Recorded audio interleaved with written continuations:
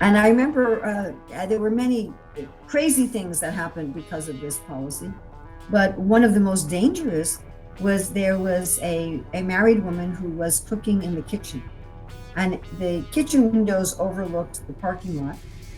And there was one of the single men, one of the monks, was out in the parking lot working on one of the cars, and one of the cars caught on fire. So there was a hose that went from outside the parking lot into the building, but the spigot for the hose was in the kitchen. So he was asking the woman in the kitchen to turn on the spigot for the hose so he could put out the fire. But because she had this mood that she wasn't allowed to talk to any men other than her husband, she refused to even look at him or acknowledge him, and she wouldn't turn on the hose. So this was the absurdity. Hello and welcome to Theology Unleashed. I'm Arjuna, and this is the channel where Eastern theology meets Western skepticism. Today we're doing something a little different. We're going to be talking about organizational culture. So my guest today is Dr. Urmila Edith Best. She's done a lot of work in this area. So Urmila, thanks for coming on. Thanks for having me. So could you, first of all, explain the topic and why people might find it interesting? We can move on from there. Okay. Well, there's a saying in architecture, form follows function. That the form something has relates to the function that it has. And the function something has relates to the form that it has. Think of the difference between, eating utensils, a spoon and a fork and a knife. They have their form according to their function. So the form that an organization has directly impacts the functions that it can do or do well. If it has a form related to a different function that you don't want it to have, the organization may not be able to do the function for which it's intended. And hardly anyone thinks about this point. So if you have an organization that's not achieving its stated goals, that's not achieving its aims, the kind of fixes that people try to do rarely involve the form of the organization. They just don't think about it. I mean, let's say that you're trying to eat something with a spoon that could be far better eaten with a fork, or something with a fork that could be far better eaten with a spoon. Suppose you're given a bowl of soup and you're trying to eat it with a fork. And instead of thinking that you might have the wrong form of a utensil, you think, well, let me get a different fork, or let me hold my fork in my other hand, or let me hold my fork in a different way. And you keep being frustrated that it's not working. But the problem is that you have the wrong form. And it's just not something that people think about a lot. Now, people do think about this quite a bit when it comes to government. We have several different forms of government in the world. And people definitely think about, well, if there's a problem in the running of a country, maybe we need a different form of government. Now, I'd say that's not so much the way people think in 2023, but it is the way people thought in the past. You can think about the Russian Revolution that experimented with a new form of government as communism. Or you can think of, how the French Revolution and the American Revolution tried a new form of government, thinking, well, the problems can be solved if we change the form of government. I don't think such is thought about a whole lot at all in regard to religious organizations, but it's just as relevant. Cool, thanks for that. And then we can have a little bit about your academic background, how you came to know the subject well. Well, my master's degree is in school administration. Just like people get an MBA in business, I have an MSA, so I have a master's of school administration. And my PhD is in education, but specifically in educational leadership. So a lot of what I studied at both the graduate levels, both the master's and the doctoral level, was in the form of nonprofit educational organizations and the culture of such organizations, which are markedly different in many significant ways, than the form of, say, for-profit organizations or governments, businesses, things like that. Right. So I've heard you give seminars on this subject, and you explain how there's different kinds of organizations and they all need different forms of how they're run. And you explained how often when people are looking to study for a religion, how can we get ideas how to run this organization better? They'll study business, and there's issues that come from trying to transpose a model that works in a business with people getting paid onto an organization full of volunteers that's not for profit. Do you want to comment on that? Yes, exactly. Yes. Well, just think about this logically. Let's say you have an organization, a business that operates just in the United States or just in the United States and Canada. So it's working with people of a somewhat similar culture. I mean, there's a lot of subcultures in America, but a somewhat similar culture. And then everyone's getting paid, and everyone's getting paid a salary at market prices. And let's say they're selling tangible goods. Let's say they're selling office chairs or something like that. So they're selling a physical product. Everyone's getting paid, and everyone's from the same country and more or less the same culture. Now you take a religious organization that's multinational, right? That has branches in every culture, practically every country of the world. And different cultures are markedly different from each other. Even there's a big difference between French culture and German culture, for example, or French culture and British culture. So you're dealing all of a sudden with many, many different cultures. And now your workers are either completely unpaid or they're compensated at a very low level. They're compensated below market rates. You're giving them some kind of stipend. So they still have the mood of a volunteer. And the so-called product that they're selling is love of God. They're selling spirituality. They're selling salvation, in effect. That's their product, not office chairs. So you can see that the culture, the function, everything is completely different. And what would work well in one environment might be an absolute failure in another. Now, obviously, there's going to be some overlap. You're still going to add the numbers in the accounting department the same way. You're still going to repair the plumbing in the same way. But how you're going to structure your organization and the kind of relationships you have, the ways of settling disputes, the ways of making decisions will be markedly, or should be markedly different, because your environment, your people, your function is quite different. And what sort of issues would you get from mixing up those two styles? All right, well, let's just think about a simple difference we all experience. And that is between a paid culture and, say, a family culture. So let's say you go to your grandma's house, for a family dinner, and the whole family's there, all the aunts and uncles and cousins and everything. And your grandmother cooks a big meal. And afterwards you give her, $300 and say, thank you for the meal. She would be grievously offended, right? It's not the way family culture works. In a family culture, everyone is expected to give a lot, and everyone also expects to get a lot.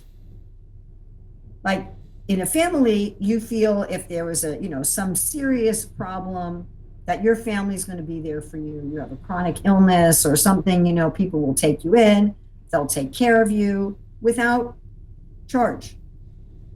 And you're going to do that for them. And there's this understanding that everybody's going to be there for each other. There's an understanding that if there's some emergency, people are going to go above and beyond. In a paid environment, it's not like that at all. Things are very clearly delineated.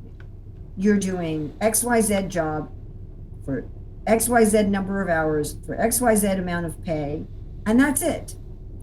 If I do my job in that amount of time, I expect to get paid that amount of money. The value of my work is very clearly given by how much money I'm paid. And if my boss says, I want you to stay overtime, I can say no.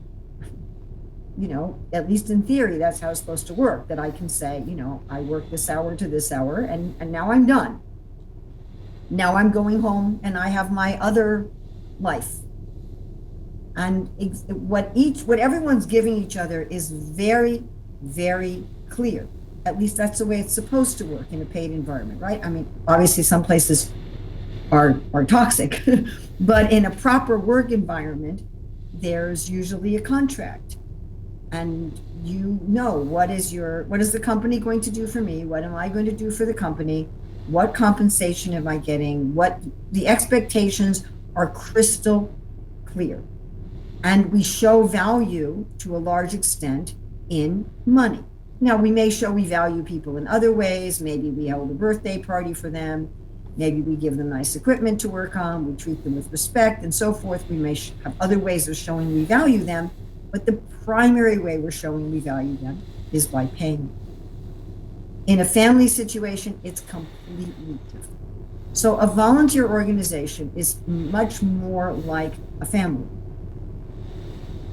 where the organization taking care of you, the members taking care of each other, the members giving to the organization, it's all kind of fuzzy.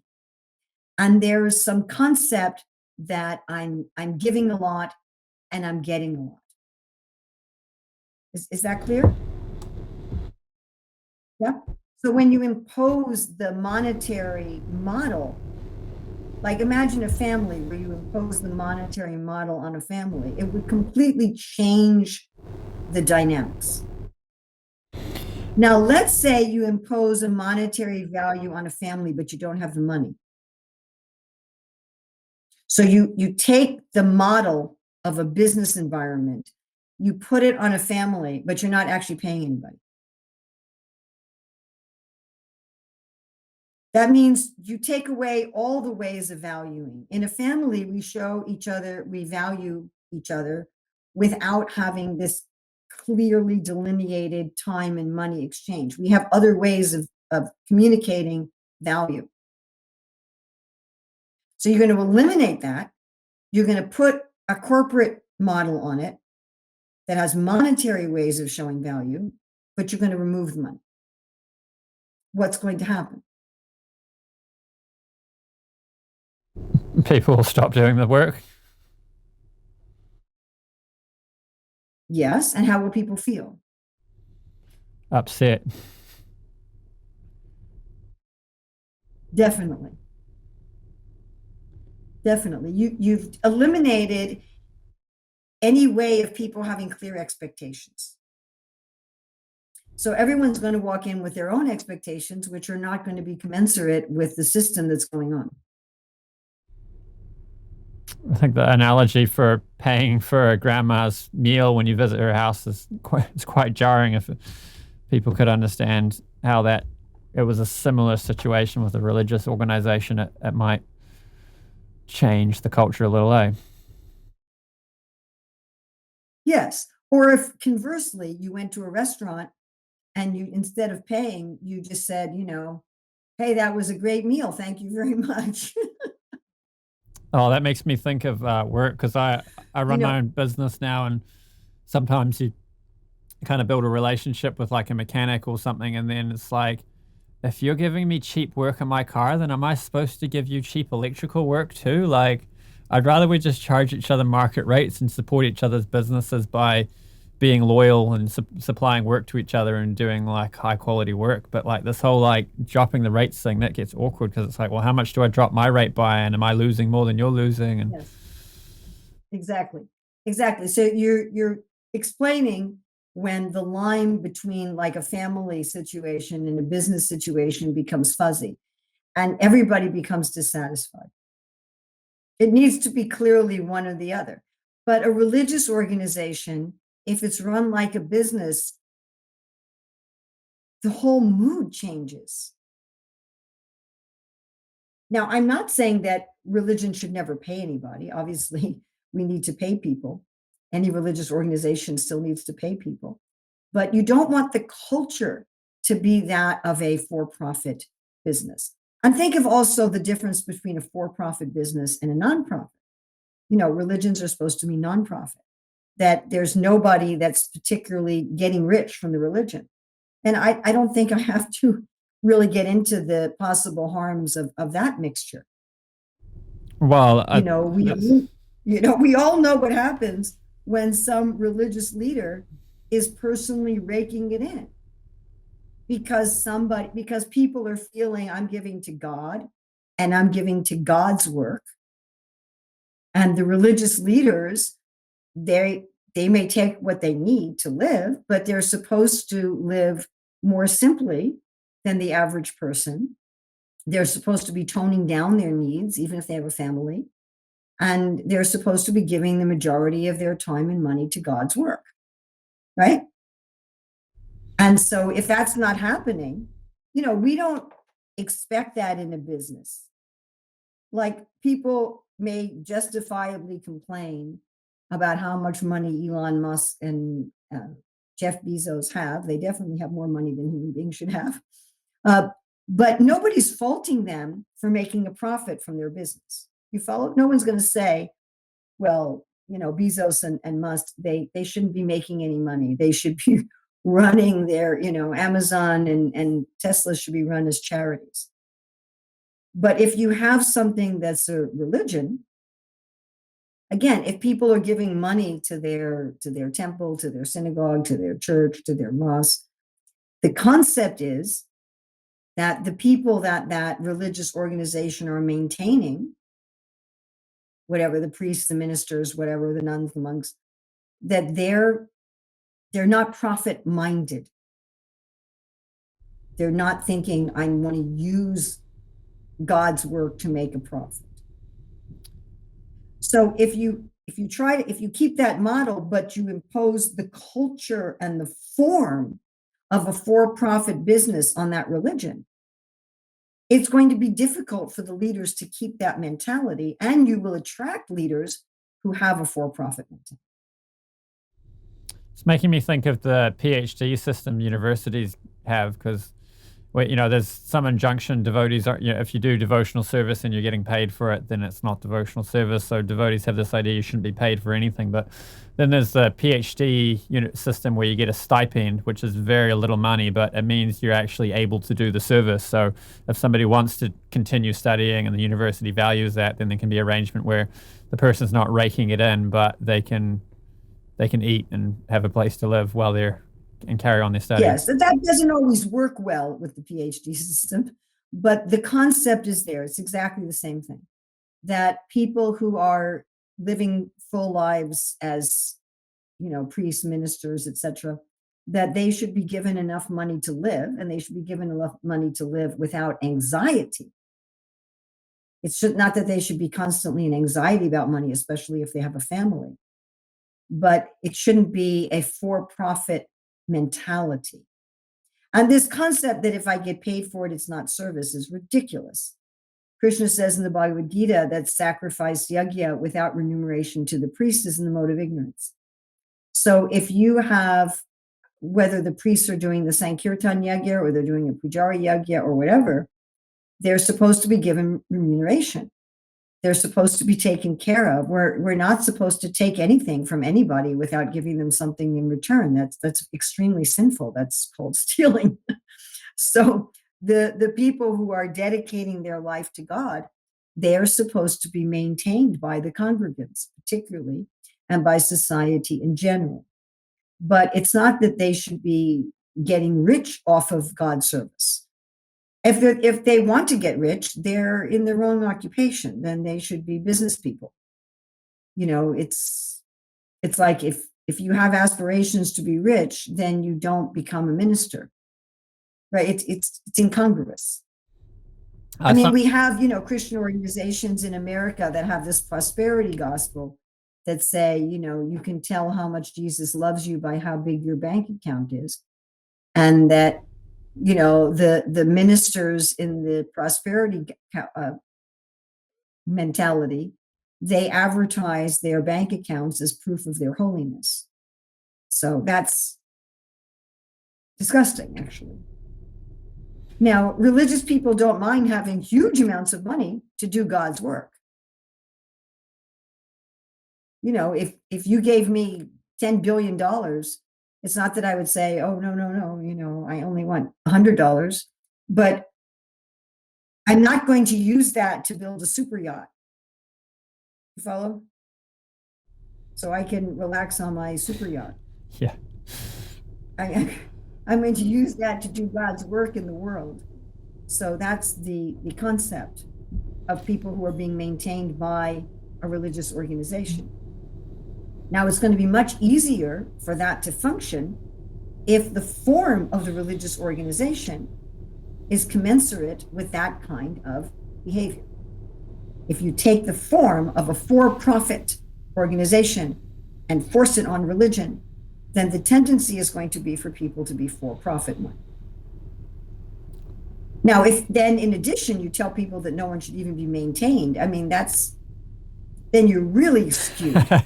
Right. So you're taking a for-profit form, you're putting that on a religion, and then you're telling the people in the religion, if you even get maintained so that you can live, then you're not actually religious. You're going to that extreme that you're not even going to compensate people so that they can live. But you have the form of a for-profit business. There's this tendency What a mess. Humans have to look over at another system and say, oh, that system looks good. I'm going to take the things from that system that I like, keep the things from the system that we've currently got over here, and mix those two together. And it's like trying to take the chicken that lays the golden eggs and cut it in half, because like they did that in New Zealand with the tenancy laws, because they looked at Germany, and in Germany tenants have all sorts of rights. You sign a 10-year lease, but you can't get kicked out easily, all sorts of rights. If you're renting in Germany, you're not just going to get kicked out at a moment's notice because the tenant decide that they want to move a family member in or something. But there's negatives for the tenant too. So the New Zealand, they wanted to be like, oh, we've got to give tenants rights. So they took those laws that are in favor of the tenant and tried to bring something like that over here. But then they left out the bits that are good for the landlord, like when you move out, you fully renovate the place and you leave it in a pristine condition. And when you move in, you might fully renovate it too. And like you pay for all the maintenance yourself. You don't call the landlord because your dishwasher broke or because the plumbing's leaking. You have full responsibility. And if you don't bring the things together that make the system work, then you just create all this mess where like I was talking to one landlord who couldn't kick out some drug dealers because tenancy rights. It's like criminal activity going on his property. You can't get rid of them. Yes, well, you're making me think about the general problem of picking something from another culture, or another organization, just cherry picking without understanding the whole context in which that operates. Yeah, I think. And it's a general problem. I mean, look, this happens also. We in the Hare Krishna movement, our movement started 500 years ago with Lord Chaitanya in India. And so a lot of our members are people who were born in India or the children of people who were born in India. And like every other country, India has its own culture, and actually different parts of India have different cultures as well. India is a big country with many subcultures, and those subcultures can be quite different from each other. And we see that people can sometimes try to take a cultural part of India and try to stick it in Germany, where the whole context in which that culture operates isn't there. And the result is havoc. Yeah. We've seen this in our Hare Krishna movement, that people make the assumption that because our movement started in India, and because our scriptures describe a culture that has some overlap with what happens in a lot of India in 2023, that therefore we can just take something from what happens in India in 2023 and put that, into Portugal, and it's going to work. But the whole support system is missing, and the whole context and the meaning of what's there is missing. And so we just end up with a problem. I think a good analogy for that dynamic is gut flora. So someone in a particular country will have a particular gut flora, and then they go visit India, and there's different bacteria around, and it totally throws their gut flora out of whack. And so you have different gut flora where they're all, it's sort of some pathogens there, but you got the good ones, and there's a balance, and it's all working. And if you get your gut flora wiped out, then it takes a lot to build it back up again. So if you have a culture that is a society that doesn't have any culture, that's just, sitting prey for all sorts of bad things to come and happen. You need to have some kind of culture. But if you want to change from one culture to another, there's like a whole balance going on. You can't just kill everything and then introduce the new stuff. You get really sick. You need to either like gradually over years and years introduce the good stuff and build up a new balance that's different. So it's like you can go like go back to the actual thing. Like you could go and move to India and live in Maharashtra where there's this really traditional culture with traditional values, and you could fully adopt it into your life. But then you can't just move people from India one by one and move them all over the place in the West. You could move like a whole culture of them into one little sub area, and they could build that up, and maybe people could join one by one. But it's a much trickier thing than to just say, oh, this is a good idea, let's all start following it tomorrow. Yes, exactly. And I've seen Hare Krishna devotees just take, something Srila Prabhupada said about Indian culture and try to just take that one thing and institute it without the support and the milieu around it, and without understanding. I can give you an example. So Prabhupada made a statement. He said that a married woman doesn't talk to any man except for her husband. Now, first of all, Srila Prabhupada definitely did not mean that as an absolute thing. A married woman is definitely going to talk to her sons, even if they're adult sons, and her adult grandsons. She's probably going to talk to her father. She's going to talk to her brothers. She's going to talk to her uncles. In other words, at the very least, she's going to talk to other male family members. She's not going to talk only to her husband. And when we look at the Bhagavatam and the Chaitanya Charitamrita, we see that women do talk to men even outside the family in these old traditional cultures of hundreds and thousands of years ago. The women were sometimes talking in very public arenas. So what did Srila Prabhupada mean by that? That the married women don't talk to any men besides their husband? He must have meant a very particular type of talking. He must have meant a particular type of discussion, not any words that come out of your mouth ever. Married women went to shops and talked to the shopkeepers. I mean, it just, So anyway, I was in this one temple where the temple president decided to institute this. So the unmarried women were allowed to talk to any of the men, but the married women were not. And if we married women wanted to communicate with a man, we would have to write it down and give him a note, which I think is a lot more intimate than just speaking.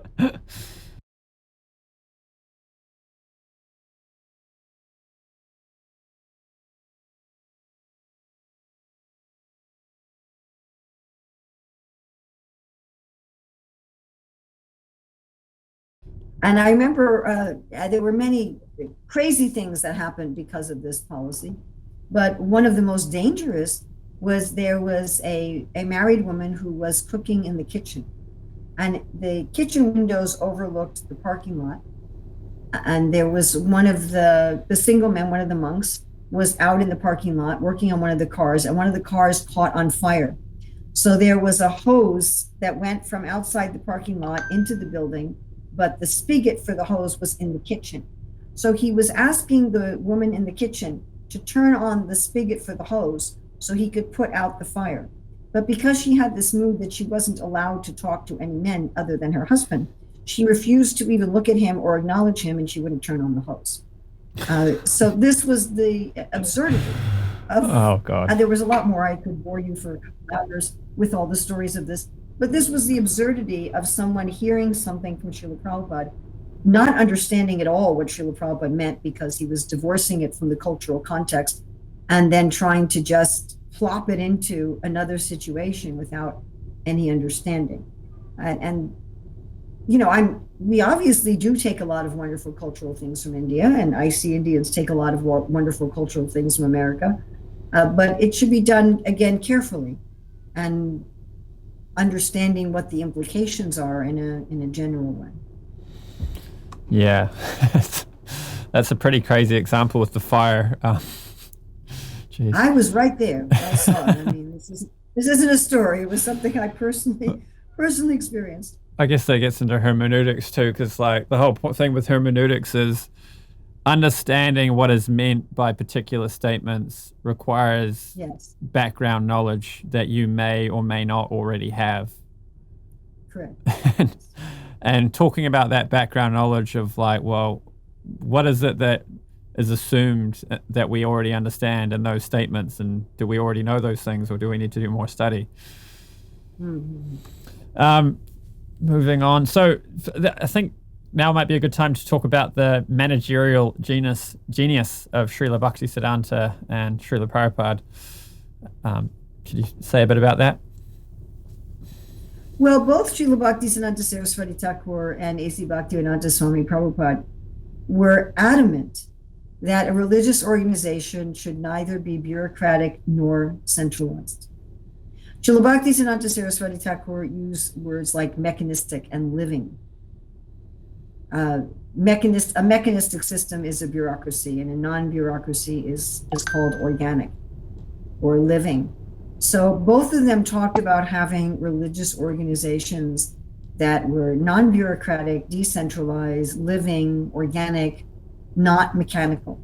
And each of them said very strongly, very unambiguously, very explicitly, without any room for various interpretations and understandings, that if you have a religious organization and make it bureaucratic, mechanical, centralized, that it will no longer be the vehicle for the living spiritual tradition. They were emphatic about it.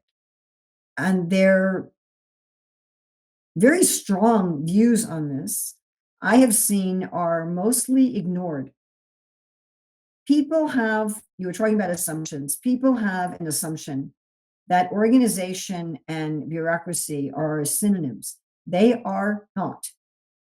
So when people say you should not have a bureaucratic organization, they think they're being asked to do something impossible.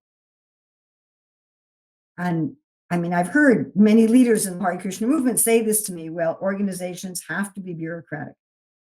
So they take these instructions from Srila Bhaktisiddhanta and from Srila Prabhupada and just dismiss them. They just say, well, this is an impossible instruction, just dismiss it.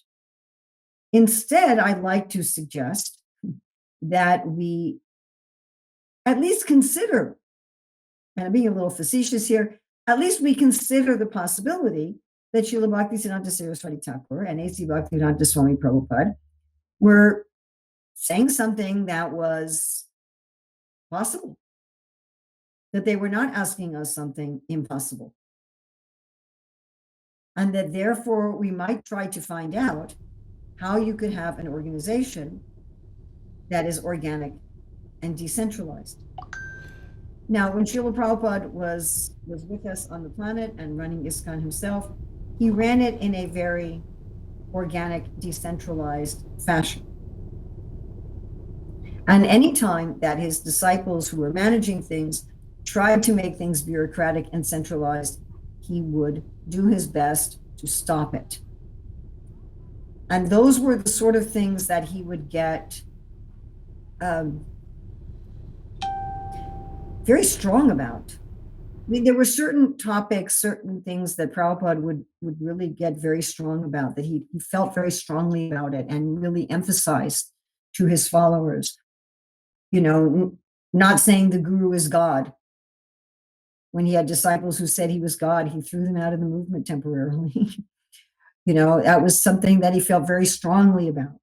Taking proper care of the deities. Following no meat, fish, or eggs, no intoxication, no illicit sex, no gambling. And another thing he felt very strongly about was avoiding bureaucracy and centralization. And he would take extreme steps with his managers, very strong steps. I mean, just, he didn't tolerate it. But the tendency is there. The tendency is there. The reason why there's a tendency towards bureaucracy is that bureaucracy basically means, among other things, that you have standard responses to certain situations. You have like a set response. Think of it like a habit. You know, like each of us as individuals, we have certain habits of how we respond to certain situations. You know, which sock we put on first, which shoe we put on first, how we brush our teeth. We do it in a certain way. On any situation that we have encountered over and over again in time, we tend to get a set response to it.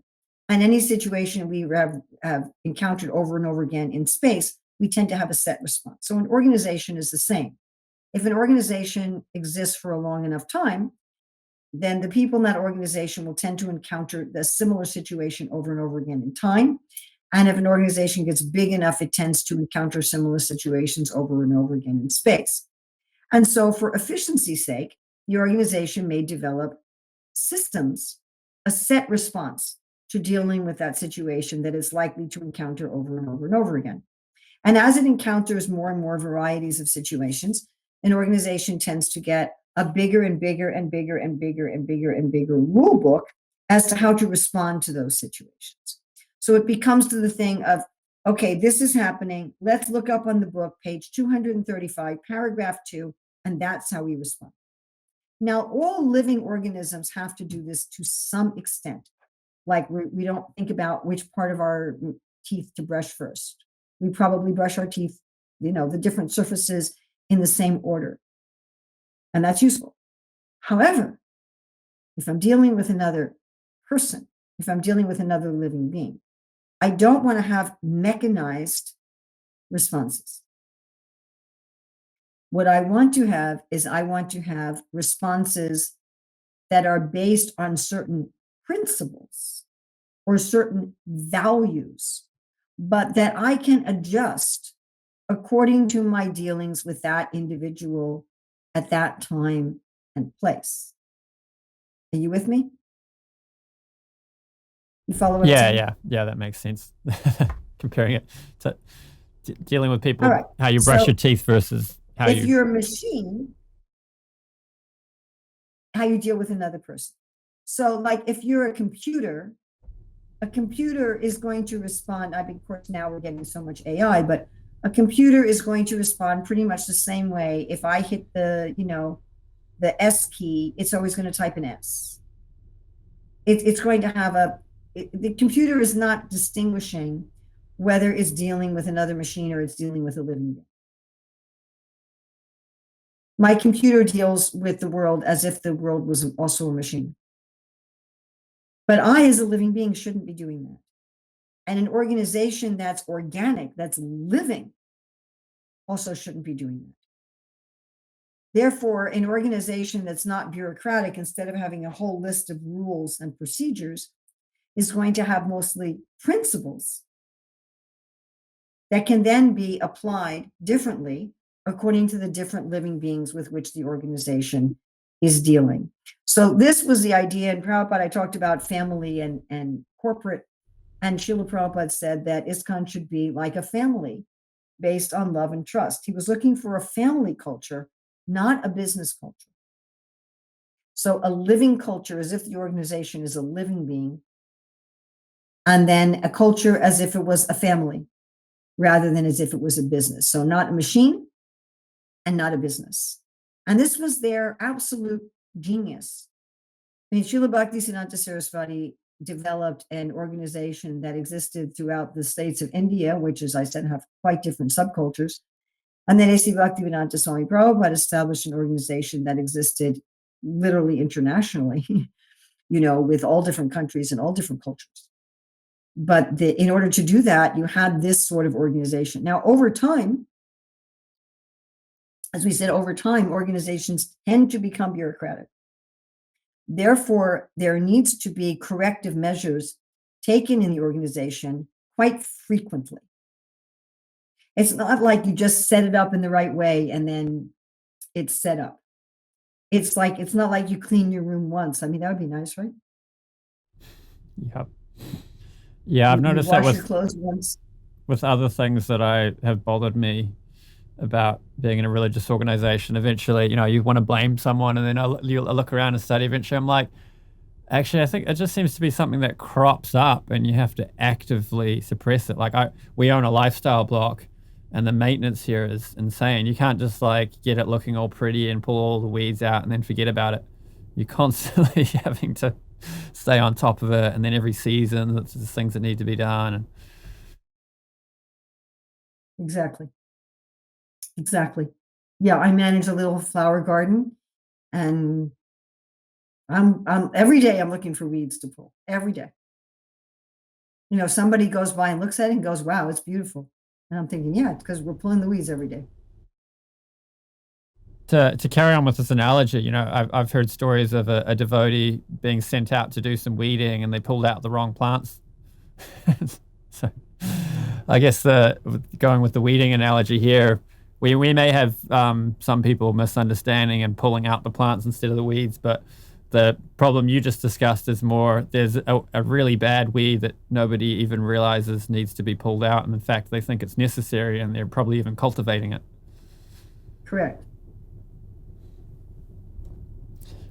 This point about bureaucracy and centralization. So I've studied economics a fair bit, just because I find it interesting, and better ways to structure society and so on.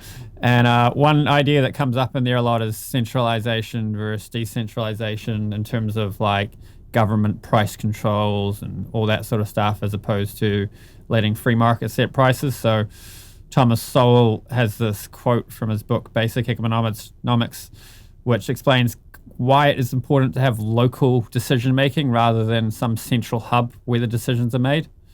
And he's got a few quotes on that, but this one in particular I want to pull up. So, knowledge is one of the most scarce of all resources, and a pricing system economizes on its use by forcing those with the most knowledge of their particular situation to make bids for goods and resources based on that knowledge rather than on their ability to influence other people in planning commissions, legislators, or royal palaces. However much articulation may be valued by intellectuals, it is not nearly as efficient a way of conveying accurate information as confronting people with a need to put your money where your mouth is. So how this applies to management of a religious organization is you have, a preaching project or, a little temple, and the local manager is going to know what's going to fire people up, what the community needs, what's working, what's not working. And if you place the decision making there, then things can happen successfully. Absolutely. And that was the way Srila Prabhupada wanted it. Prabhupada primarily wanted the GBC to make sure that each temple was following the basic program, 4 regular principles, 16 rounds, worshiping the deities, but to leave the main decisions up to local management. And your point is extremely important. I mean, I was recently visiting a temple in Seattle, Washington State in America. And this part of the United States is one of the most politically liberal sections of the country. For example, the crosswalks are painted in rainbow colors. I mean, it's a super, super liberal area. There's kind of like a corridor along the Pacific Ocean from Northern California up through Oregon and Washington State, and probably going up to a little bit in Canada. That's just, super, super politically liberal. In contrast to, say, Texas, which is super politically conservative. So in that temple, the leaders are people who were born in India and, who came to America probably in their 20s or 30s. So when you go into the temple room, there were big banners about what's wrong with meat eating, intoxication, illicit sex, and gambling. The banners would have been very attractive to evangelical Christians in Texas. An evangelical Christian in Texas would have looked at those banners and said, yes, this is the kind of organization that I want to be part of. But the sort of people who live in the Seattle area are not the kind of people who would be enthused by something like that. They might be enthused by something like that a month or two or three after they got involved with the organization, but not on the first day. Conversely, if you went to, the evangelical Christians in Texas and said that God is a cowherd boy who sings and dances and plays a flute, they wouldn't have any interest. But probably if that's the way you presented Krishna consciousness in the Seattle area, the local people would be extremely receptive. And so you really want to have local people who understand the local microclimate and understand what's going to be suitable for the people in that area, what's going to fit with their lifestyle, even such a simple thing as having a Sunday feast program that goes on until 8:30 at night in an area where most of the congregation is living. Yeah, sorry, I did a job yesterday and I forgot to switch the power back on after I did it. So they just called me to so I could walk them through how to turn it back on. Okay. Cool. Do you want to carry on where you were? I don't remember what we were talking about. Okay, sorry. Well, yeah, we were talking about having knowledge be made by decisions being made locally by people who care. Right. I mean, I was just thinking about the Sunday feast. You have some temples where most people have young children and they live an hour away, and you've got a Sunday feast program that goes till 8:30 at night. So people don't want to come because their children have to go to school in the morning and they can't get to bed on time. But someone's saying, well, this is, the way Prabhupada had it in New York City in 1966. So, we have to keep doing it that way. But that way may have been appropriate if you're having a bunch of single people who live a block away. Yeah, the temple here, one of the managers had children, a couple of years ago now. I guess his oldest is 6.5. But yeah, after one of the managers had kids, they changed when they serve meals, and some of the programs finishes earlier. Sometimes they serve the meal first. It's like, yeah. It's not like the needs of the congregation change just because one of the managers is in a different situation. That's sadly funny. Yeah. Yeah, there was another Thomas Sowell quote that talks about how, I haven't got it pulled up, but it's something like, it's the highest stupidity to place the decision-making power in the hands of people who pay no price for being wrong. That's very interesting. I'm in a personal situation where the person who is making decisions, I'm going to be the one who pays the price for their decisions, but I don't have the power to make decisions. I'm in that situation right now. It's quite frustrating. Right. And I'm saying to the person, I need you to do this and this and this. And the person is like, yeah, whatever. And I'm thinking, yeah, because you're not paying the price at all. The person paying the price is going to be me. Well, that's why the what we hear about the Vedic system of how kings were responsible was so interesting. Like, people would, if something wasn't going right in the kingdom, people would go personally and complain to the king. And there's a lot of responsibility there. Also, there's a description of how the king gets 1/6 of the karma of the whole kingdom. So if, you can imagine, you wouldn't want to be president of America where so many sinful things are happening unless you could really improve the moral fabric of the country. Well, such is the case with war. Like, where if the leader of the country has to lead the battle on the ground, it's not just fought with drones or something. The leader of the country. So how often are they going to declare a war? Like, how often are you going to declare a war when you've got to be at the head of the army on the ground? I mean, you're going to make sure that you really know what you're fighting for and what you're fighting about if you're going to be the one who's on the ground in the front. Yeah, it makes me think of that song, Masters of War by Bob Dylan. Do you know the one?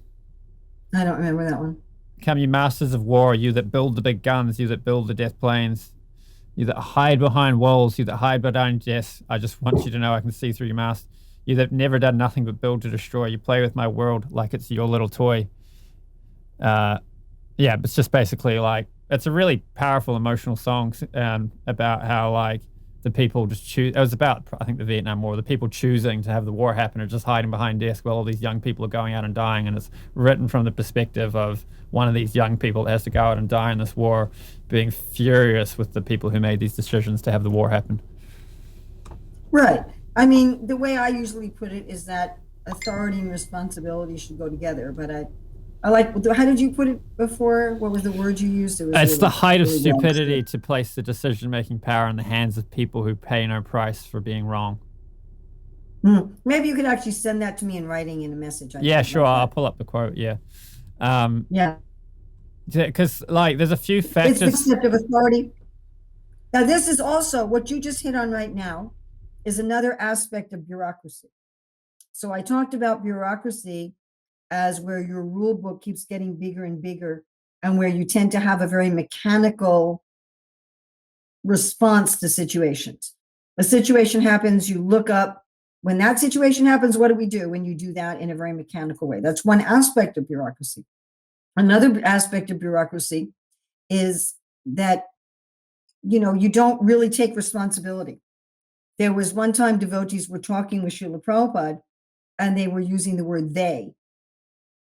You'll hear this a lot among devotees, they, the leaders, did this. And Prabhupada said, do not say they. He says, that is bureaucracy. You are all they. So this idea of joint decision-making and decision-making by the people who are actually taking the responsibility and will actually have the consequences.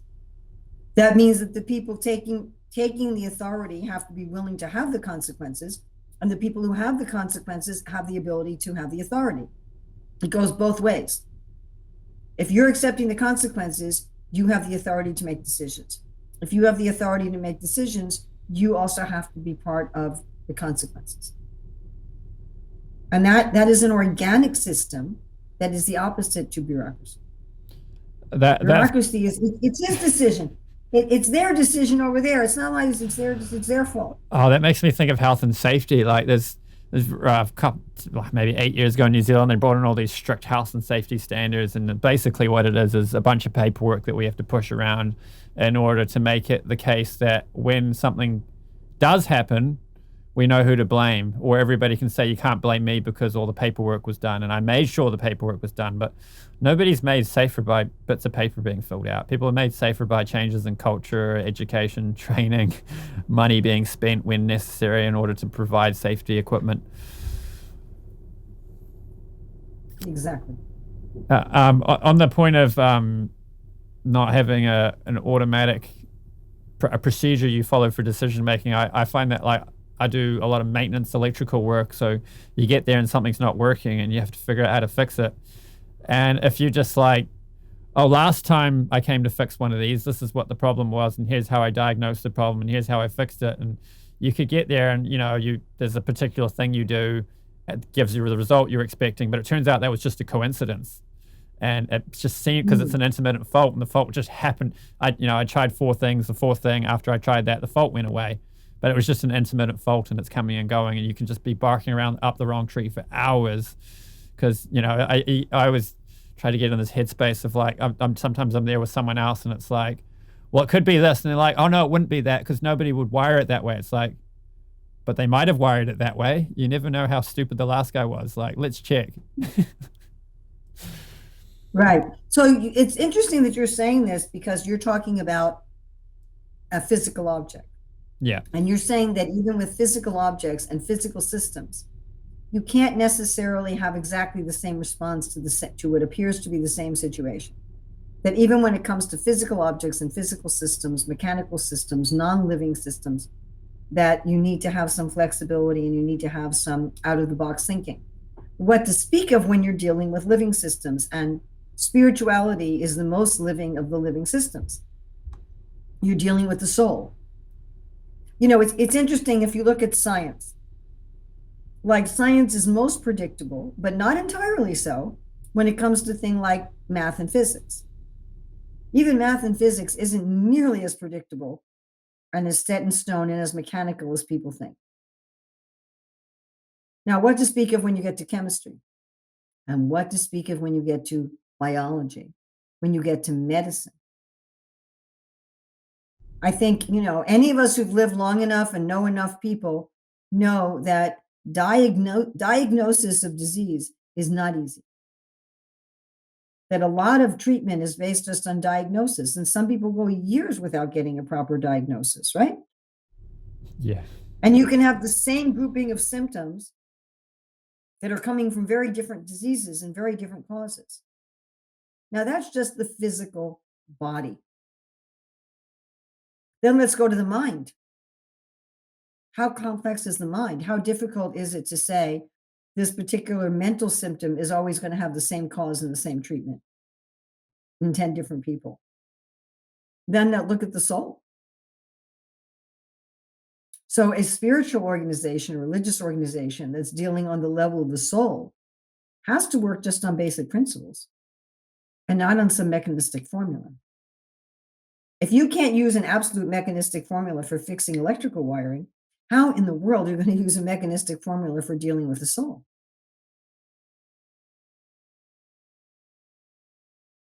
Yeah, exactly.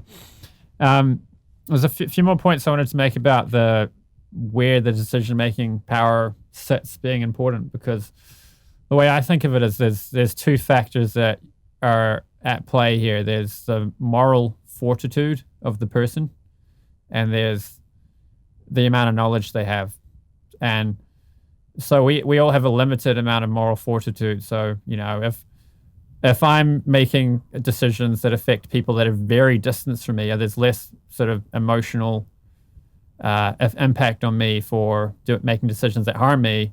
And if I'm making that decision for 1 billion people and it's going to cost 1 billion people $1, but it'll put $1 billion in my pocket, it's like, well, that's a lot of money for me and not a lot of cost for them. So the way I think about that in terms of business is having these big mega corporations that are making decisions about having sweatshop factories or Walmart paying their employees less.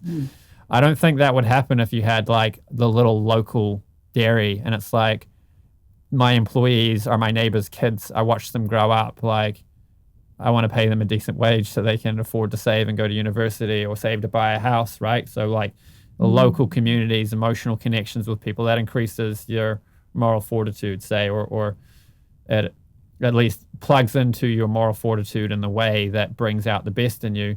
Plus, it's like you've got 5 employees, you pay them each $1 less an hour, and you get $5 more an hour. Whereas if you've got 50,000 employees, you pay them all $1 an hour less. That's $50,000 an hour now in your pocket.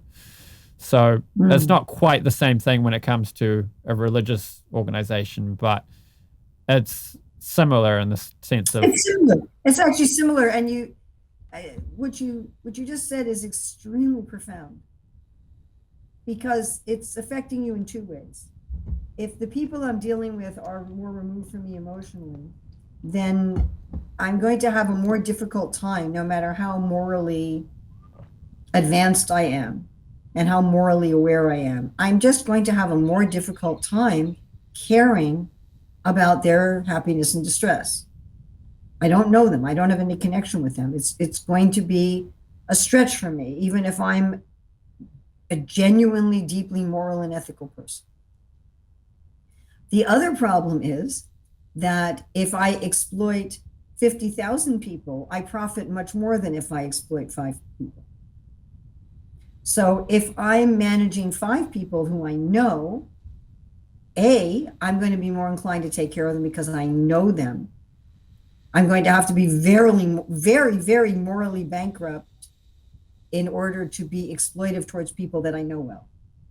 Whereas I only have to be slightly morally bankrupt to exploit people that I don't know at all. And also my temptation is greater. My temptation to exploit 5 people is not as great as my temptation to exploit 50,000. So if I'm managing something that's huge and I'm further removed, it's big and I'm further removed, I have a more moral temptation to exploit and less moral connection to not exploit. Am I understanding you correctly? Yeah, exactly. Yeah, that's precisely. Yes. And so therefore, which tends to happen in a bureaucracy, where there's centralization, a centralized bureaucracy. It tends to be bigger, and there's a bigger distance of emotion. And I see also in a religious organization that leaders can tend to be in what I call a kind of bubble, where they're really not connected with the lived experiences of the people that they're managing. They just often they've never experienced them themselves. So if you have people who, they were never married, they never had children, they never had a job, they never had a business, they never lived in a place outside of a temple ashram, they've only lived in a temple ashram as a renunciate, and they just really, all they have to do with families is maybe they go to someone's house to give a class. Their ability to understand the needs and the thinking and the situation of the people that they're ministering to is small. They can't relate to it. It doesn't have anything in their experience. And if they're a leader of many, many, many, many people, then again, the temptation to exploit is going to be higher because the benefit of exploiting is greater. So the emotional detachment is greater, and the moral bankruptcy situation is greater. So yeah, it's a recipe for catastrophe if you're dealing with somebody who's human. And I think most of us are human. We're expecting that people are not going to be human. I don't know what we're expecting of them. We're expecting they're all going to be God or something, and they're not. They're human. So when you put a human in that situation, it's understandable that they may do poorly. They may not even realize they're doing poorly. It may not be a conscious evil thing that's going on. Yeah, I really think we can explain a lot of the things wrong with the world based on poor incentive structures and people being too distant from the consequences of the decisions. But I'm a big believer in human nature, that you put people in the right environment, that they'll do amazing things. Yes, what you've said is also very true. It's not true for everybody. Obviously, there are people who engage in horrific criminal activities with their own family members. So, this is definitely not true for everybody. Right, but by and large. By and large. There's a nice quote from a French economist who's anti-communism, Frederick Bastiat. If the natural tendencies of mankind are so bad that it is not safe to permit people to be free, how is it that the tendencies of these organizers are always good? Do not the legislators and their appointed agents also belong to the human race, or do they believe that they themselves are made of a finer clay than the rest of mankind? Yes. I mean, I'm thinking about my smartphone. I know that there are enslaved children in Africa mining rare metals in order for me to have a rechargeable lithium battery in my phone. I know that, but I don't know any of those children. And my sense of responsibility is very small. Yeah. They do it. I mean, it's a problem. There's some interesting social science studies on, people's moral decision-making power. I can't remember what it was about people. It's definitely like they find interesting things with money, like if, this is what I'm thinking of. If they give people math problems and say, if you complete it in a certain amount of time, you'll get a prize.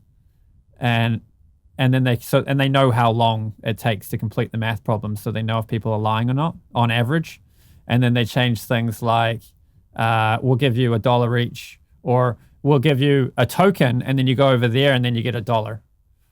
And if they give them the token, they're more likely to cheat. But if they give them the $1, they're less likely to cheat, because the token's it's not real. It's just a bit of paper. And then I go over there and I trade it for the $1.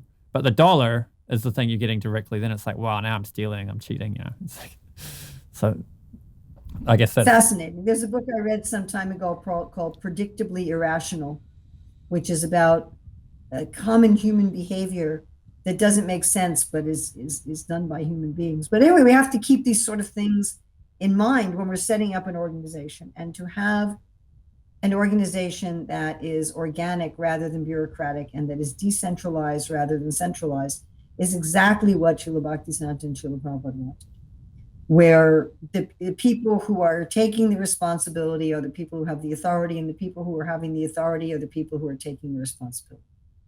That is where if I mess up, I have the consequences of that mess up. And if I have the consequences, I have the ability to make the decisions. yeah. But it goes both ways. I think that's why grassroots works better, because like I say I start a little program and I put my own money into buying a projector and a microphone and working out a whole hire and paying the deposit, then I'm really going to want that program to work. Whereas if it's like the temple just provides all the funds, and if it doesn't work, it doesn't work, then like I might not even turn up one week because it's like, oh, it's just too inconvenient. I hadn't mowed the lawn for 3 weeks. I needed to mow the lawn. Sorry. You're also, you're also putting your finger on something that Srila Prabhupada specifically said about centralization. He talked about it in terms of money. He said not that we should centralize money and everybody goes to some central place to beg that money. I'm thinking about this little flower garden that I've created and taken care of right next to Tulsi's greenhouse here at the temple. So I've either paid for everything there or arranged everything there. Most of it I both paid for and arranged. And I have a very strong motive to take care of it. And I'm about to travel and someone else is going to take care of it. And I was out there today and I have 5 solar powered lights there that look really beautiful in the garden at night. And I was noticing that with one of them, the light was moved so that the solar panel was in the shade. And so I moved it so the solar panel was catching the sun. And I thought, when I'm gone and someone else is taking care of the garden, will they even notice that?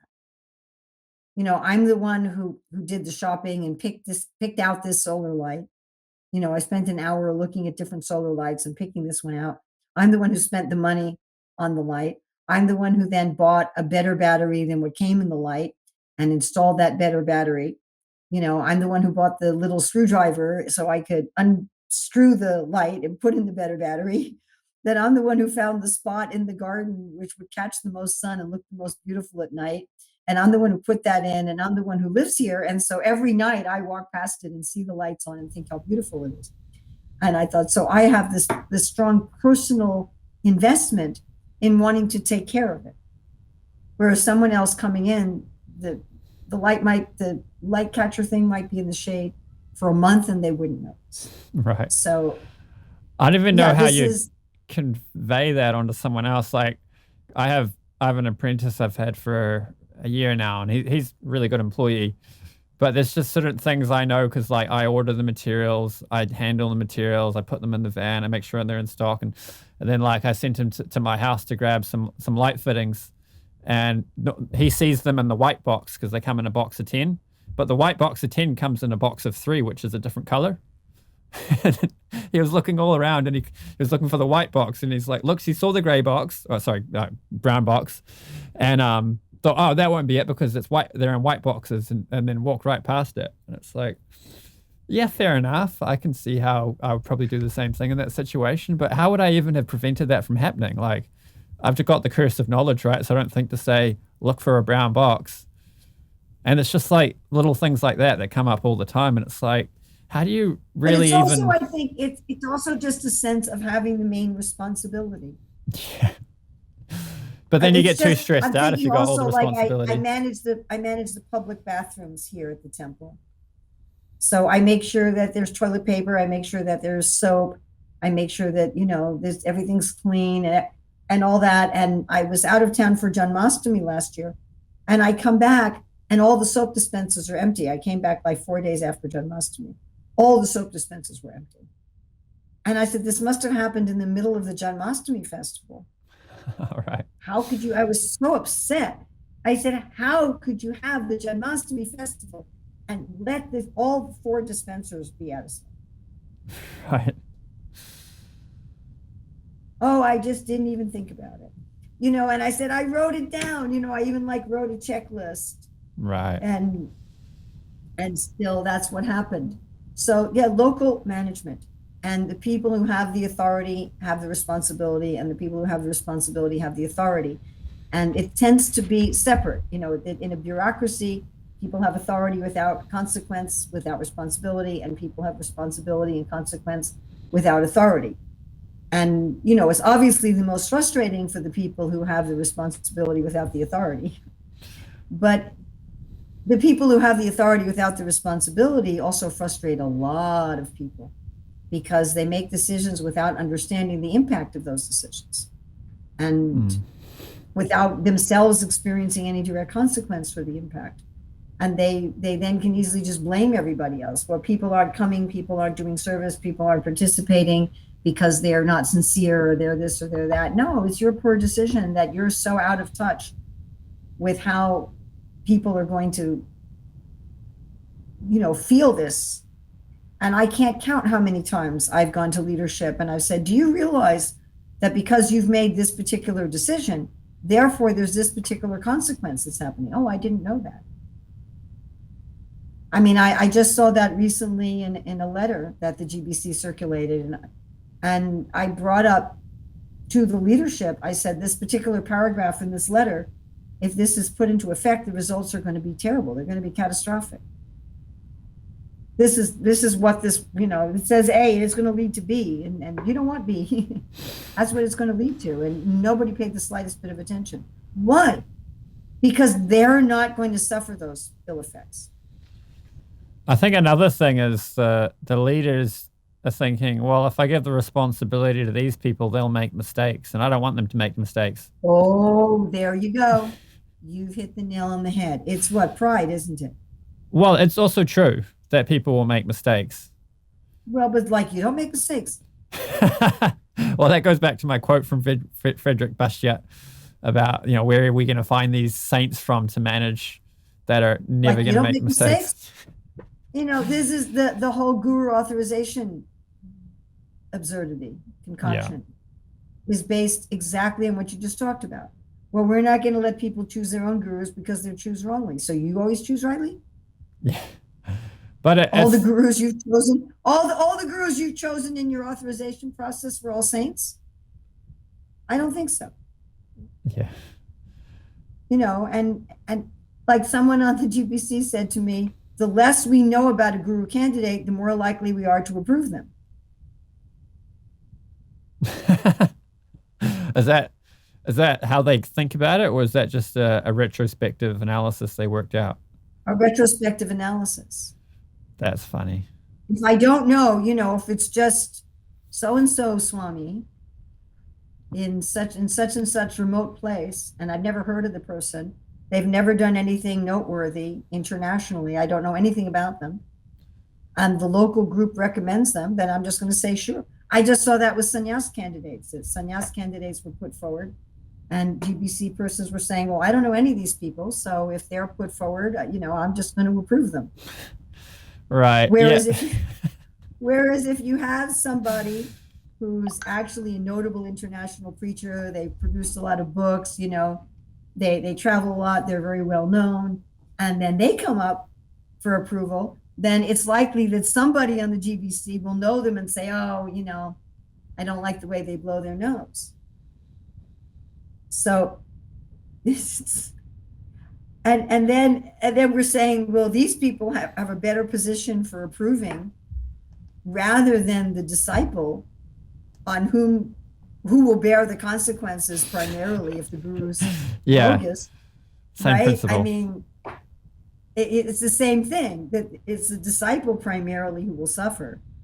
The ISKCON leadership suffers slightly, especially if the person does something horrific, but it's primarily the disciple who's going to suffer or benefit. And the disciple is supposed to be right there testing the guru. And you're going to say, well, the disciples are too uneducated to know. Well, then educate them. Yeah. Educate them.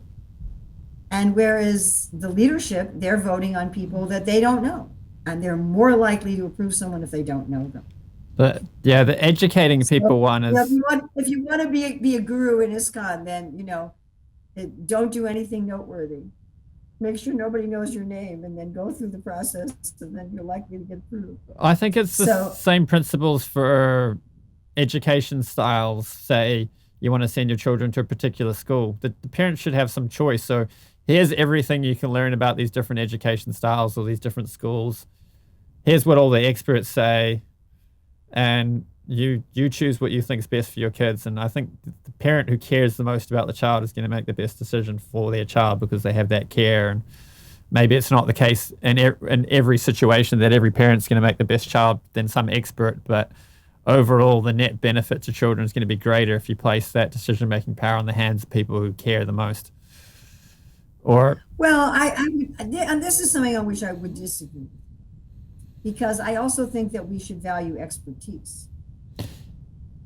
So one of the yeah, other that's things true. that I see in the modern world is everybody thinks they're an expert on everything. Mhm. So it's quite frustrating for any of us who have, and most of us have expertise in something, right? Most people have expertise in something. So it's very frustrating in your own area of expertise to have people who don't know anything argue with you just because they care. I'm glad I So brought up this analogy with you because I you can don't push think that back on it just well. because the parents, I don't think that just because the parents hopefully care the most if they're good parents, and are the most going to deal with the consequences, that they necessarily know more than experts. But I think the experts should also be people who are involved. But let's say I we mean, have one of my frustrations as a teacher was dealing with parents who were sure they knew what they were talking about when they didn't at all. yeah. And it was, it was extremely frustrating that just because you're the parent of this child doesn't mean you have the slightest idea of what works educationally. I think this is And a insisting that I do this or that as a teacher when it's like, that would actually be a very bad thing. I think this is a good analogy because it's basically got all the dynamics at play that carry over to so many other areas. Because, I mean, you've probably heard some two stories of the mainstream education system really letting a child down, and then the parent goes and does some research and figures out what the child needs and addresses the child's needs. So, in Absolutely. cases where the experts are failing or so-called experts are failing, we need some checks and balances for that, where the parent can step in and find. Absolutely. But then the parent that's doing that, they're not just reinventing the wheel themselves or getting some inspiration from God and figuring out what the child needs. They find a book written by another expert or a school run by people who know what they're doing that meets the child's needs. And so they're still leveraging off of experts. They're just choosing their experts carefully. I mean, I'm just thinking about a student I had who did wonderfully in math, except when it came time to take a test. And whenever she had to take a math test, then she was failing. And so the parents, who were Asian, not Indian, but Asian, especially the mother, was telling me that I had to put more pressure on this child to do well on the tests. And after some weeks of doing special tutoring and special work with this child, I found out that the reason she was failing her test was that she was under so much pressure from her family to get high grades on her test that she was freezing. She was panicking and freezing. And so the parent's solution was to put more pressure on her, which was exactly the opposite of what she needed. What she needed was a way to feel relaxed and confident when she took a test. So as soon as we did that, she started getting A+ on all of her tests. It was quite interesting. And because I have a lot of training, not only in teaching and in pedagogy, but also in counseling, I was able to discover this, whereas her parents couldn't because they didn't have the tools. So, just because you don't have a bureaucracy doesn't mean we don't have expertise. Yeah, totally. In fact, part of an organic system, part of a living system, is the concept of expertise, and the concept that in an organic system, the brain has a different function than the stomach, which has a different function than the liver, which has a different function than the lungs. And the different parts of the body rely on the cells that are experts in their field. So I think, in a bureaucratic system, you're going to have people making decisions just because they have a title rather than because they have expertise. That's So a good you're point. looking Yeah. at, you're looking, the people who should be making the decisions are definitely the people who are going to have the consequences of those decisions, but also people who are actually expert. I mean, the example I was given of having leaders who have only been renunciates, who've never been in family situations. So that gives them two problems, at least. One is that they're divorced from the consequences of their decisions. Right? They're going to make decisions about families, but it's not going to affect them because they don't have any. But another problem is that they don't have the expertise. They don't have the lived experience as a basis for making good decisions. Now, the people who have to have the expertise are not always exactly the same people who are going to bear the consequences. So saying that the people who are going to bear the consequences should make the decisions is not an absolute. It's also incumbent upon people to work with those who have expertise. Just like I'm going to bear the results of poor electrical wiring, but that doesn't mean that I decide how to wire my house. I do need to pull in a licensed electrician. Now, I should have a lot of say about which licensed electrician. Yeah, that's the point I was going to make. Like that. But I also need to remember that, hey, I'm not a licensed electrician. Now, that's very different than someone else who doesn't live in my house and isn't going to deal with faulty wiring, ordering me who to hire and what kind of electricity to be put in.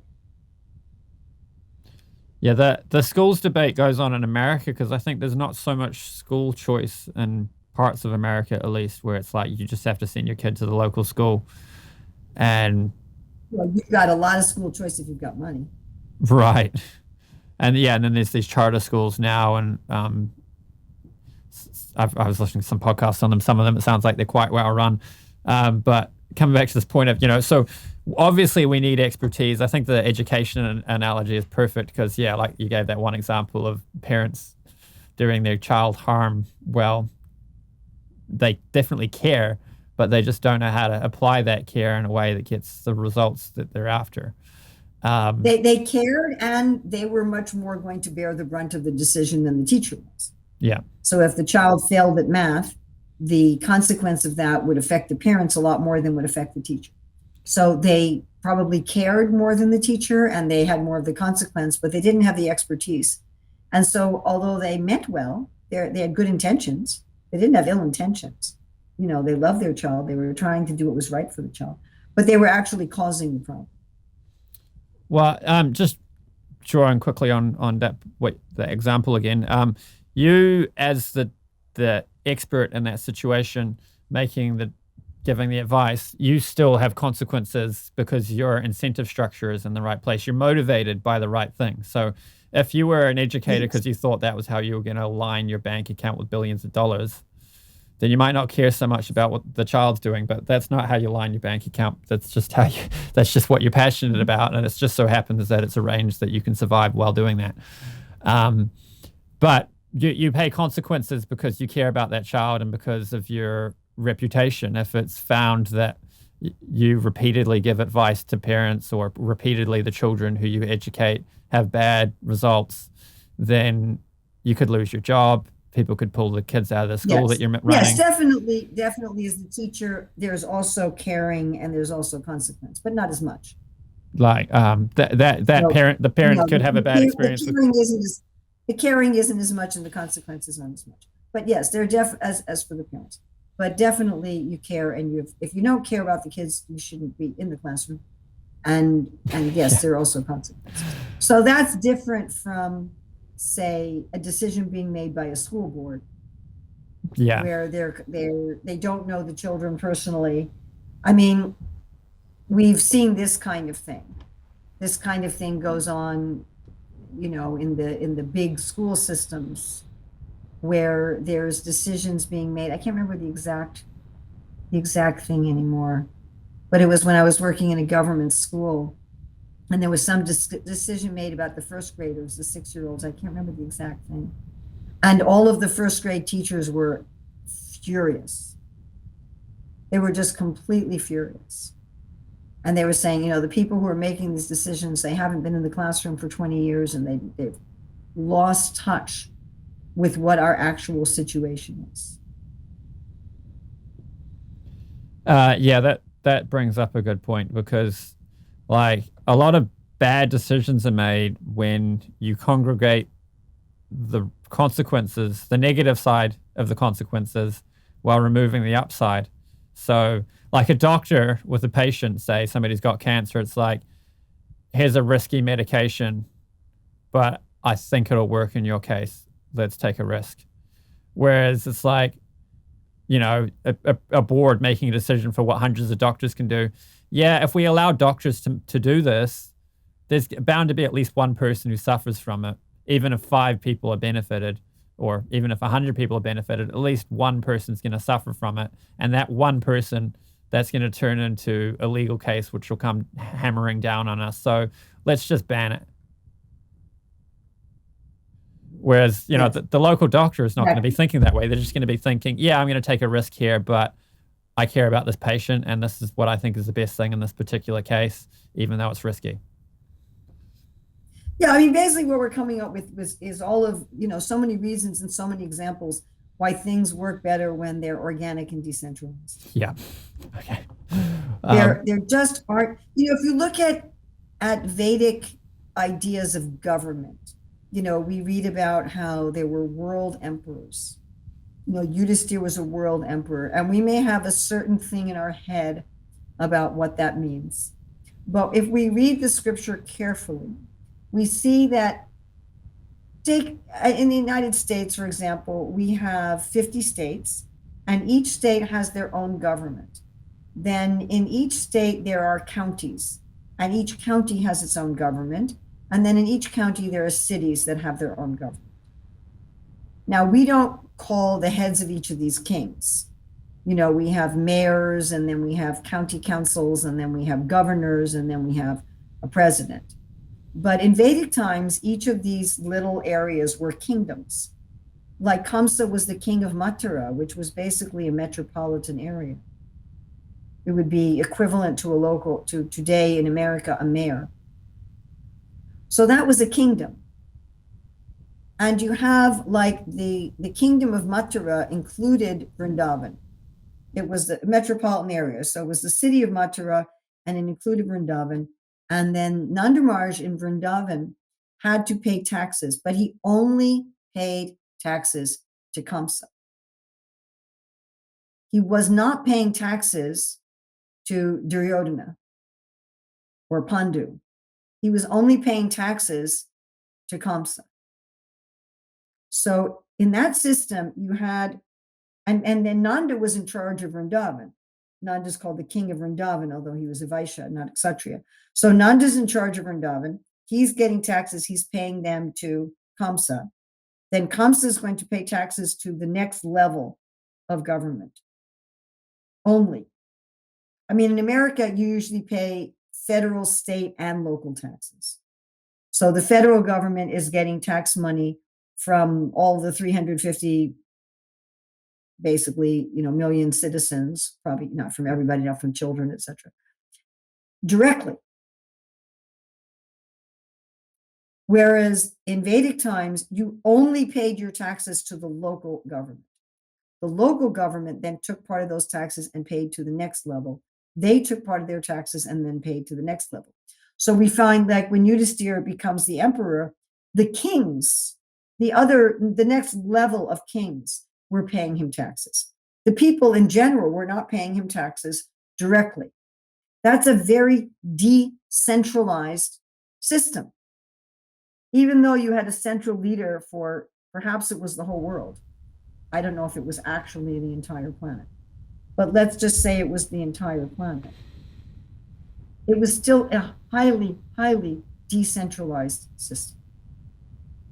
Yeah, my understanding is even the local responsibility, you got your taxes from your local area, and you had to take care of people in your local area. You were not directly pulling taxes from somebody a million miles away. My understanding is that even the local kings, they weren't making all kinds of laws about like making it illegal for you to smoke marijuana and all sorts of things like that. They were just protecting you from criminals, and they would also store up wealth. So in times of need, they would spend that wealth making sure the citizens didn't starve. And other than that, it was very, other than preventing. I don't know. I mean, the idea was that the local leaders and the bigger leaders were making laws on the advice of the brahmanas according to the directions of the scriptures. Yeah. Well, even then, if there were laws, prohibiting certain kinds of behavior, they'd be local rather than like coming from the central king of the whole world. Yes, exactly. And these laws were going to be tailored to the local culture and the local customs. We should probably wrap it up soon. I'm probably going to need to, we've been on for 90 minutes. Yeah. And I think I'm going to need to start winding up. If there's something else that we'd like to discuss. Yeah. There's one last point. Maybe like another 5 minutes max, sure. And then I think I have to wind up. So just relating to that topic, there's this idea of using laws and force versus using culture and morality, what moral expectations and so on. So a lot of modern civilization in the West, people have explained that the way America with so much freedom has succeeded is because it's a Christian country. So there's certain moral standards of not cheating and so on that come from Christian culture that has enabled there to be so much freedom. And whether or not that's true, I think we could leave aside and just talk about the principle of you can have cultural expectations, cultural norms, and these can bring a finer degree of good behavior and create a better society than you can get just with force and laws alone. So, and I imagine this relates to organizational culture. It does, and it relates to policy implementation. Generally speaking, if you try to implement any kind of policy or any kind of law, and you only use punishment, or if you use even punishment and reward, your chances for unintended consequences, unintended opposite consequences, are extremely high.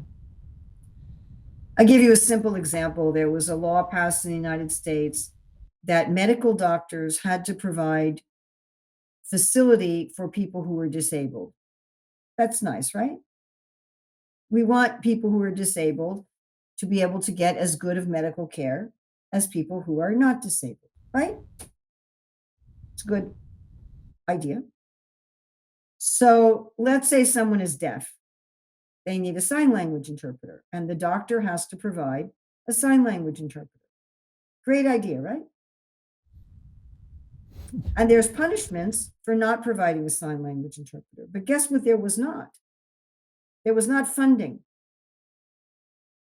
Now, a sign language interpreter can cost $120 an hour. So how many doctors are going to pay $120 an hour to get a sign language interpreter for a deaf patient? Now, it's pretty easy for the reservationists, right? The person making the appointments, the secretaries, and the doctors to know whether or not someone is deaf. It's not a difficult thing for them to know. Now, what happened after this law was put into effect is that doctors basically stopped seeing deaf patients. Right. So deaf patients went from getting poor care. Think about this. People who were deaf went from getting poor care where they didn't have an interpreter, they had to communicate without an interpreter, to getting no care. Right. Yeah, there's hundreds of examples like that. Because it was a law, simply, it was just a dictate. Yeah, there was a similar case like that with disabled people in employment.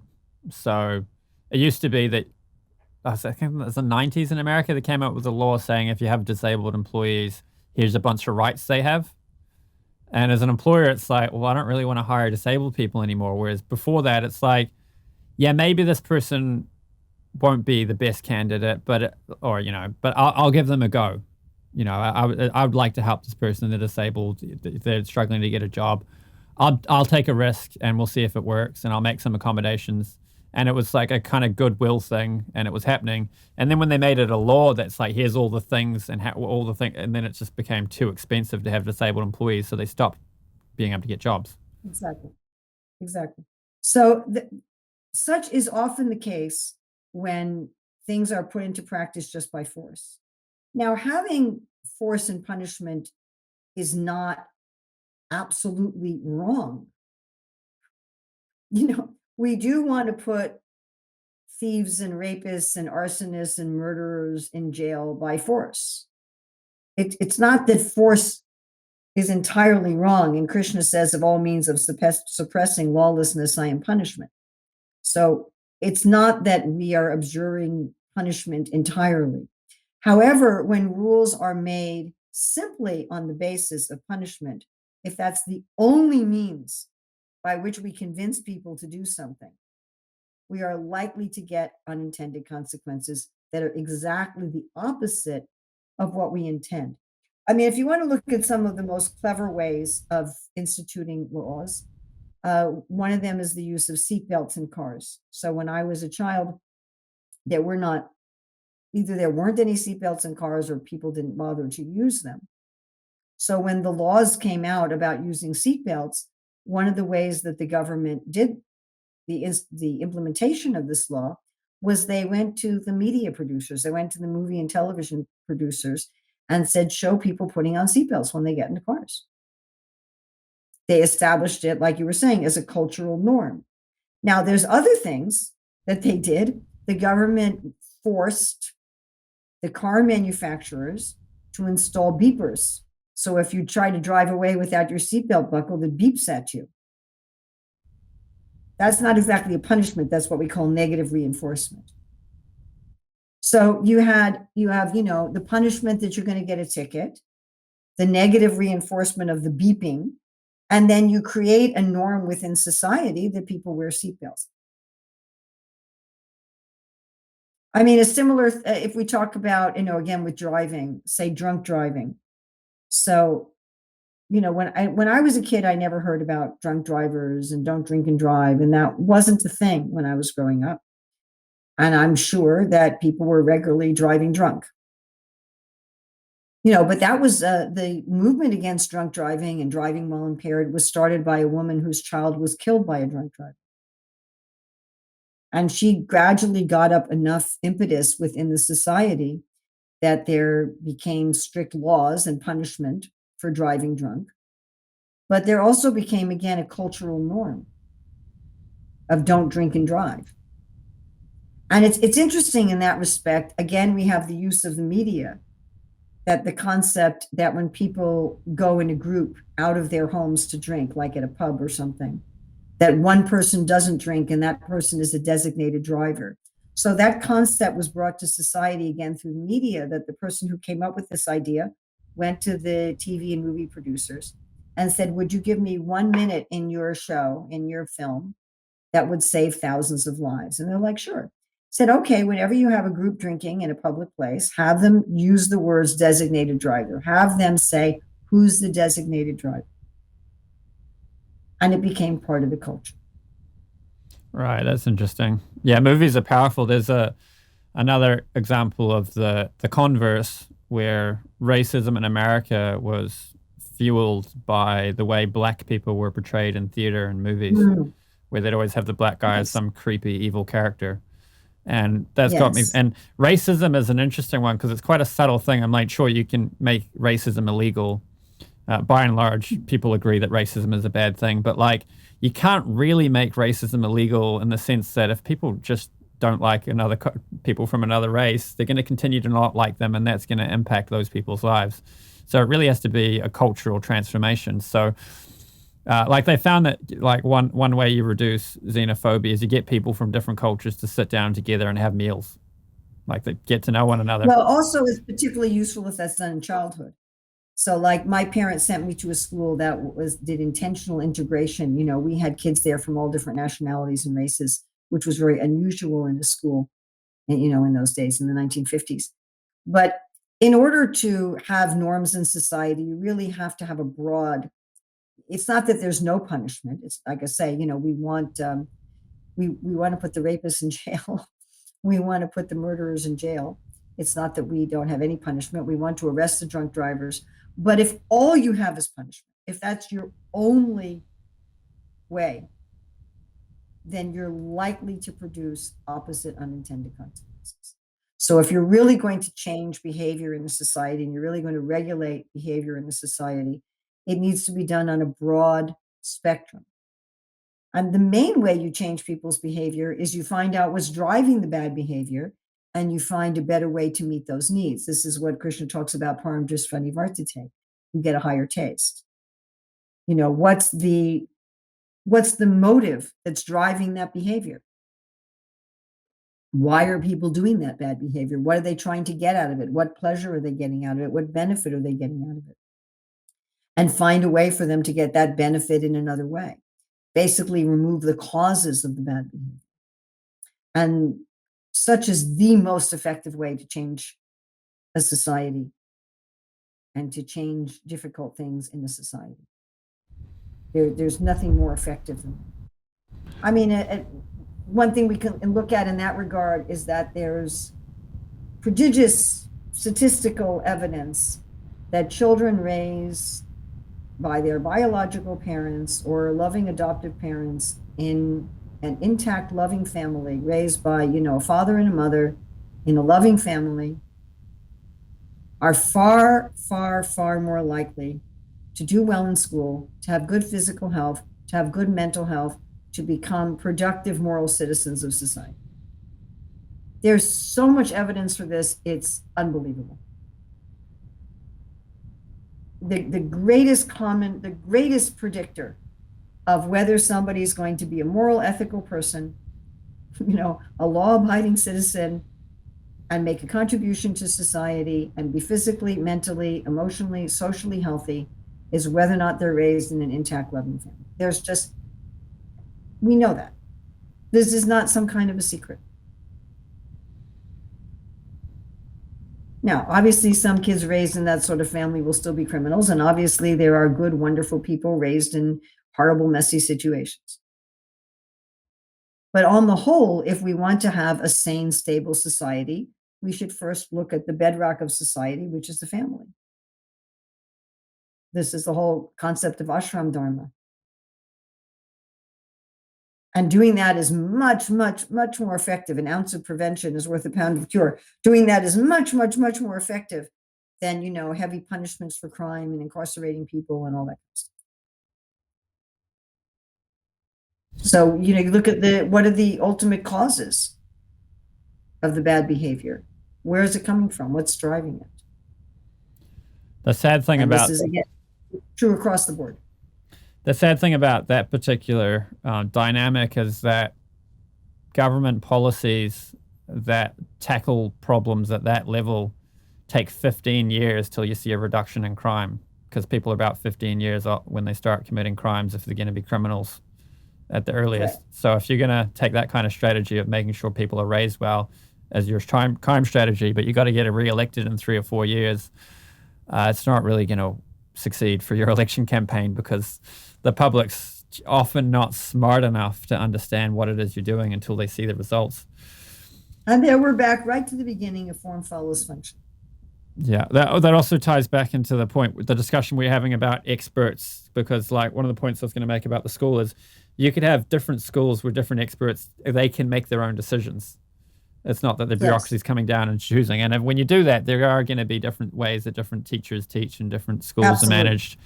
But you can see the kids in those programs and see how they're doing and think, take my kid here, for a day, see what the other kids are like. I want my kid to be like these kids. I'm going to take my kid to this school. Mm.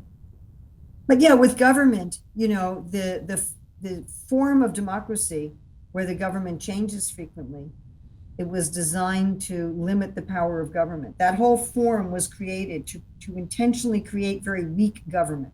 That was its purpose. I mean, most democracies do allow the democratic leaders to stay in power for an extended period of time. Even like the United States Constitution, originally you could re-elect a president unlimitedly. They just had to be reelected every 4 years, but you could keep doing that unlimitedly. It was only after Franklin Delano Roosevelt that they limited it to 2 terms. But the whole idea was that the monarchs were abusing power. So therefore, let's cripple government. I mean, the whole concept of democracy is to cripple government, to make government as weak as possible, but still be able to function.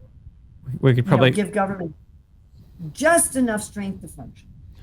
But one of the downsides is what you're talking about, that then the people in government don't have the incentive to do something that has a 15 or 20 year out consequence. Because right back to what we were talking about before, that they're not going to experience the consequences of those decisions. So that their incentive is less, their incentive is much higher to do short-term things, which may not actually solve the problem, may exacerbate it in the long term for the citizens. All right, I do think we need to wrap up. Yeah, we could carry on for a long time, but yeah, let's wrap it up. I was just thinking we could be talking about this. I mean, now it's 6:30 at night here. We could be talking about this till 10:30 at night. Yeah. But I really do have some other things I need to attend to. Okay, cool. All right, thanks for that. I'll record another outro video so we can wrap it up here. Thanks for coming on. Thank you very much for having me. Thanks for watching that all the way through. I've linked to an article by Urmila on the subject and a seminar she gave on this if you want to know more. If you like this sort of stuff, be sure to subscribe, and I'll see you on the next one. Hare Krishna.